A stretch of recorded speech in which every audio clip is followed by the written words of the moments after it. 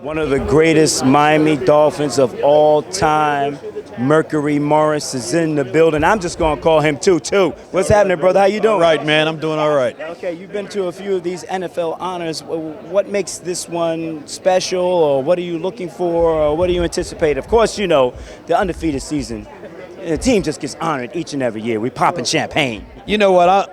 I do feel honored that they would pick us out out of the crowd of 100 years and put us in that number one spot. Number one spot. But deservedly so. I guess happiness is a short memory because 10 years ago we were named the best Super Bowl team of all time. So, you know, it's only fitting that now we'd be named the best team of all time, period. The top 100, of course, the Miami Dolphins being recognized. And, of course, we're happy New England lost in the Super Bowl to preserve. Hey, man, I'm not happy they lost because happiness has nothing to do with it. What was it? So what has it to do with it? The law of quantum theory or the law of chance.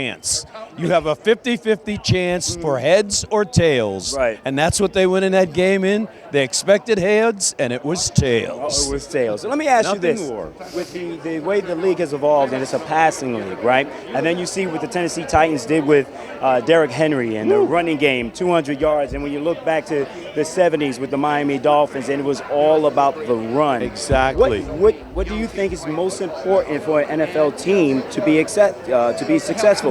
Is it the passing game, say, of the Kansas City Chiefs, or is it the running game of the San Francisco 49ers? Well, if you got the football and you keep the football, then you have a chance of controlling the football game. Okay. And I can't speak for these guys, but I know that when we played, our goal was to run 7 out of every 10 times in a league that ran 3 out of every 5 times. So we produced a way to keep the football out of the hands of the offense on the other side, and then having a defense that would. I just want to tell you this: the team that I played for, we were number 1 in offense, number 1 in defense, number 1 in special teams, fewest giveaways, most takeaways, least penalized, scored the most points, gave up the least, ran 7 out of every 10 times in a league that ran 3 out of every 5 times, broke the rushing record that year, falling 40 yards short of 3,000-yard rushing in a 14-game season, and we had the game wrapped up. We came out.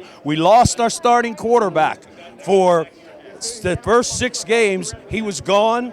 The guy who replaced him was throwing touchdown passes back in 1957 when I was 10.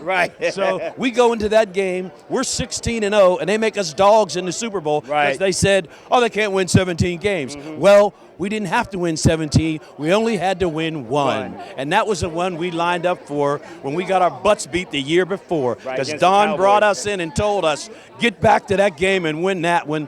We just happened to go unbeaten. Ooh, did you feel the energy? He got excited. He looked like he's ready to get out there and play right now. But the excitement is because Mercury Morris knows that the Miami Dolphins, over 100 years, are the team that stands at what? Number 1. All I can say is, look at how many years we put up the crown. It's up to 100 years and we're still around. It's not a secret how we did it. The equation's the same. You want to go undefeated, you got to win every game. Mercury Morris, thank you so much, brother.